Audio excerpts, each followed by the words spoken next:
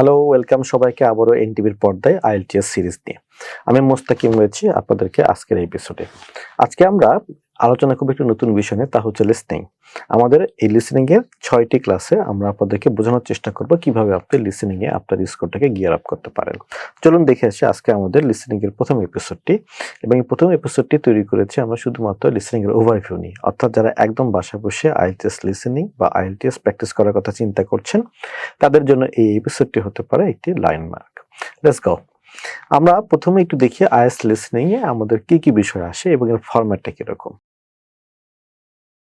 Listening সেকশনের duration হচ্ছে 30 minutes, অর্থাৎ লিসনিং এক্সাম দিয়ে আপনার এক্সামটা শুরু হবে এবং প্রথম 30 মিনিটস আপনার হচ্ছে লিসনিং এক্সাম হবে।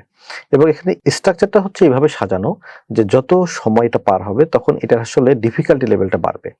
এবং সে ফর এক্সাম্পল সেকশন 1 এ আপনার ডিফিকাল্টিস লেভেলটা কম থাকবে, কিন্তু সেকশন 4 এ ডিফিকাল্টিস লেভেলটা সামনের দিকে এগোতে থাকবে। যেটা এখানে যে অ্যাকসেন্টগুলো ইউজ হবে সেটা অবশ্যই বাংলাদেশি এবং আসলে হিন্দি অ্যাকসেন্ট না, সেগুলো কমপ্লিটলি হচ্ছিল নেটিভ স্পিকারদের accent. Say for example American, Australian, British. আমরা অনেকে ভেবে থাকি যে যেহেতু আইএলটিএস ব্রিটেনরা হচ্ছে কন্ট্রোল করে কাজে আমেরিকান কোনো অ্যাকসেন্ট আসবে না, এটা একটা ভুল ধারণা। এখানে আমেরিকান অ্যাকসেন্টও আসতে পারে, ব্রিটিশ অ্যাকসেন্টও আসতে পারে, মোস্টলি ব্রিটিশ অ্যাকসেন্ট এখানে আসে।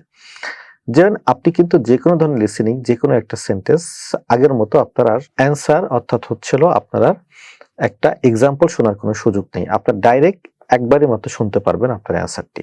কাজেই আপনাকে এখানে খুব মনোযোগ দিয়ে শুনতে হবে। আচ্ছা, প্রতিটা সেকশনের মাঝখানে একটা মিড সেকশন ব্রেক আছে। সে ফর এক্সাম্পল আপনার কোশ্চেন 1 থেকে 10 এর মধ্যে 10টি একবারে শুনতে হবে না, 1 থেকে 5টি 6টি তারা বলে দিবে, তারপর একটা 20 সেকেন্ডের একটা ব্রেক পাবেন অন্য কোর্সেসগুলো দেখার সময়ের জন্য। এই সময়টাতে আপনি অন্য কোর্সেসগুলো দেখে নিন, তারপর আপনি আপনার সেকশনটি শেষ করবেন। অর্থাৎ মিড সেকশন ব্রেক রয়েছে এখানে, কিন্তু মনে রাখতে হবে সেকশন 4 এ কোনো ধরনের মিড সেকশন ব্রেক থাকবে না, কারণ ওখানে ডিফিকাল্টি লেভেলটা একটু বেশি। এবং এই সবগুলো সেকশনের মধ্যে অর্থাৎ সেকশন 1, সেকশন 2 সবগুলো সেকশনের মধ্যে আপনি 1 মিনিট করে একটা ব্রেক পাবেন। অর্থাৎ সেকশন 1 শুরুর আগে আপনি 1 মিনিট পাবেন, সেকশন 2 শুরু করার আগে আপনি 1 মিনিট ব্রেক পাবেন, অর্থাৎ আপনি ব্রেক পাবেন। ওকে, দেন যেটা হবে সেটা হচ্ছে কি আপনার ফাইনাল রিভিউ টাইম পাবেন আপনি। এবং আনফরচুনেটলি আপনার 10 মিনিটের আর কোনো সুযোগ নেই, আপনি মাত্র 2 মিনিট সুযোগ পাবেন, মাত্র 2 মিনিট সময় পাবেন হচ্ছে আপনার ফাইনাল রিভিউ করার জন্য। এটাই হচ্ছে আইএলটিএস লিসেনিং এর ফরম্যাট। তাহলে চলুন আমরা একটু দেখে আসি আমাদের সেকশনগুলোতে কি হবে এবং সেশনগুলোর কন্টেস্টগুলো কি। সেকশন 1 এ আপনারা দেখতে পাচ্ছেন সেখানে হচ্ছে দুইজন মানুষ কথা বলবেন এবং এখানে অ্যাসপেক্টটা হবে হচ্ছে সোশ্যাল। অর্থাৎ আপনি ধরেন হচ্ছে কোনো একটা সুপার শপে গেছেন কিংবা একটা পুলিশ স্টেশনে গেছেন, এখানে আপনার সঙ্গে আপনার কাস্টমারের অথবা আপনার সঙ্গে রেসপেক্টিভ পার্সনের যে আলোচনা হবে সেটাকে আমরা সোশ্যাল লিসনিং বলছি, এবং এই ধরনের লিসনিং আপনি সেকশন 1 এ শুনতে পারবেন। সেকশন 2 হচ্ছে একটা মনোলগ হবে। মনোলগ মানে একজন কথা বলবেন, পাবলিক ব্রডকাস্ট মিটিং, যেমন একটা রেডিও লিসনারদের জন্য একটা অ্যানাউন্সমেন্ট হতে পারে, কিংবা হতে পারে হচ্ছে একটা বাস কন্ডাক্টর তিনি একটা অ্যানাউন্সমেন্ট করছেন, সেটা বিষয়টা সেকশন 2 তে ইনক্লুড হতে পারে। আবার কেউ একজন বলছেন আপনাকে ডিরেকশন, এখানে এখানে কিভাবে যেতে হবে। দেন সেকশন 3 তে আবারও কিন্তু আমাদের ফিরে আসছে কনভারসেশনস।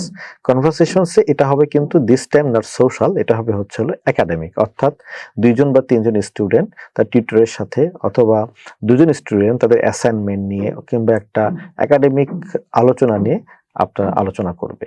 সে ফর এক্সাম্পল এটা হতে পারে যে আমাদের থিসিস নিয়ে কথাবার্তা বলছে, প্রেজেন্টেশন নিয়ে আলোচনা করছে, কি ফল্ট, কি করা উচিত, কিভাবে প্রিপেয়ার্ড হবে।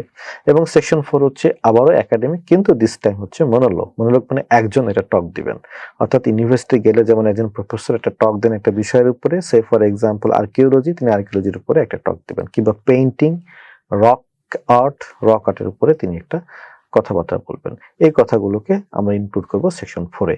তো এটাই হচ্ছে আমাদের সোশ্যাল থেকে একাডেমিক পর্যন্ত চলে যাওয়া। তাহলে জিস্ট কথা যেটা হচ্ছে সেটা হচ্ছে কি সোশ্যাল কনটেক্সট হবে হচ্ছে সেকশন 1 এবং সেকশন 2, আর একাডেমিক কনটেক্সট হচ্ছে সেকশন 3 এবং সেকশন 4।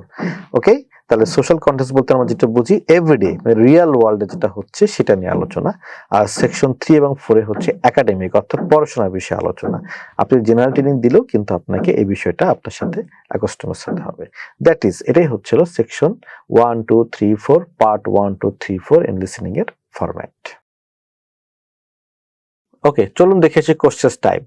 লিসেনিং এ তো অনেক টাইপের কোশ্চেন আছে, রিডিং এও আছে, কিন্তু লিসেনিং রিডিং এর কিছু কোর্সেস কিন্তু কমন। তো চলুন আমরা একটু কোর্সেস টাইপ দেখে আসি। লিসেনিং বলতে কিন্তু আমরা সবাই আসলে এই মাল্টিপল চয়েসটাকেই বুঝি, কিন্তু মাল্টিপল চয়েসের বাইরেও কিন্তু এখানে অনেক টাইপের কোশ্চেন রয়েছে। যেমন প্রথমটি হচ্ছে মাল্টিপল চয়েস, এবং এই মাল্টিপল চয়েস কোর্সেসটি অনেকভাবে থাকতে পারে। কখনো 4টি অপশন দিয়ে থাকতে পারে, 3টি অপশন, কখনো আবার 5টি অপশনও যেতে পারে, কিন্তু সেই ক্ষেত্রে আপনাকে দুটো পছন্দ করতে হবে। দেন ম্যাচিং টাস্ক থাকতে পারে, দেন তারপরে প্ল্যান অথবা ম্যাপ, ডায়াগ্রাম এই টাইপের আপনার হচ্ছে ইলাস্ট্রেশন থাকতে পারে। আর তারপর হচ্ছে কমপ্লিশন টাস্ক, অর্থাৎ হচ্ছে গ্যাপ ফিল দিয়ে, কখনো ওই যে ফর্ম থাকতে পারে, টেবল থাকতে পারে, নোটস থাকতে পারে, সেন্টেন্স কমপ্লিশন থাকতে পারে, আবার কোনো সময় শর্ট অ্যান্সার কোশ্চেস থাকতে পারে। এই 6 টাইপের উপরে আমরা কেমব্রিজের কোনো বইয়ে আর কোনো ধরনের কোশ্চেস টাইপ পাই না। এখন অনেকে অনেক ধরনের কোশ্চেস টাইপ বানাইতে পারে, 10 টাইপ, 12 টাইপ, 13 টাইপ, কিন্তু এই 6 টাইপ হচ্ছে কেমব্রিজের ফরম্যাট অনুযায়ী। তাহলে চলুন আমরা একটা 3টা পয়েন্ট এখানে একটু কনসিডার করি। সেটা হচ্ছে কি, লিসেনিং এর যে জেনারেলাইজ ইনস্ট্রাকশন রয়েছে সেটাতে কেমন। যেমন স্পেলিং ম্যাটার্স, স্পেলিং যদি আপনার ভুল হয় তাহলে কিন্তু আপনার স্কোরটি কাটা যাবে। সে ফর এক্সাম্পল আপনি স্কুল SCHOOL লিখতে গিয়ে একটা ও দিয়েছেন, ইট স্টিল বোঝা যাচ্ছে এটা স্কুল, কিন্তু এই লিসেনিংটা আপনার এই অ্যান্সারটি রং হবে। So spelling matters. Then word limit, অর্থাৎ যে কোনো ওয়ার্ড, যেমন হচ্ছে 3টা ওয়ার্ডে আপনাকে অ্যান্সার করতে বলেছে, আপনি অ্যাপ্রোপ্রিয়েটলি 1 ওয়ার্ড লিখেছেন কিংবা 4টা ওয়ার্ড লিখেছেন, তাহলে কিন্তু আপনার অ্যান্সার ইনকারেক্ট। আবার এটা মনে রাখতে হবে, 3টা ওয়ার্ড চাচ্ছে তার মানে কিন্তু 3টা ওয়ার্ডে অ্যান্সার হবে তা না, 3টা হতে পারে, 2টো হতে পারে, একটা হতে পারে। যেটা অ্যাপ্রোপ্রিয়েট হয় সেটা আপনাকে ইউজ করতে হবে। দেন কোনো পেনাল্টি নাই, কাজে আপনি সবগুলো কোশ্চেন ট্রাই করবেন। আপনি ইভেন আপনি অ্যান্সার জানেন না, তারপরে অ্যান্সার কিছু লিখে আসবেন। লিখে আসলে তো ভাই 1% চান্স আছে, তাই না? আর না লিখে আসলে 1%ও চান্স নাই, এই চান্সটা আপনারা নেবেন। দেন সবচেয়ে ক্রুশাল পয়েন্ট, সবাই বলে capitalisation, capitalisation, no sir, capitalisation doesn't matter. Cambridge থেকে বলে ক্যাপিটালাইজেশন কোনো বিষয় না, এটা আপনার প্রপার নাউন হোক, কমন নাউন হোক, ডাজন্ট ম্যাটার। আপনি সবগুলো বড় হাতে লিখতে পারেন, ব্লক লেটার, ক্যাপিটাল লেটার, আবার সবগুলো ছোট হাতে লিখতে পারেন, এটা নাম হোক বা যাই হোক, এটা ম্যাটার করে না। অর্থাৎ আমি একদম অথেন্টিক ইনফরমেশন দিচ্ছি, আমাকে চ্যালেঞ্জ করবেন আপনারা ভিডিও কমেন্ট বক্সে, যে আপনি যে বললেন যে ক্যাপিটালাইজেশনের নাই, ক্যাপিটালাইজেশন প্রপার নাউন আমাকে বড় হাতে দিতে হবে না, আমিও রেফারেন্স দিয়ে দেবো। So this is actually basic things. এই 4টা জিনিস মনে রাখতে হবে কিন্তু লিসেনিং এর জন্য। আমরা এর পরের এপিসোডগুলোতে দেখবো একটা একটা করে কোশ্চেন টাইপ কিভাবে আপনি সলভ করতে পারেন। ওকে, আজকে এই পর্যন্তই। ভালো থাকবেন সবাই। Thank you very much.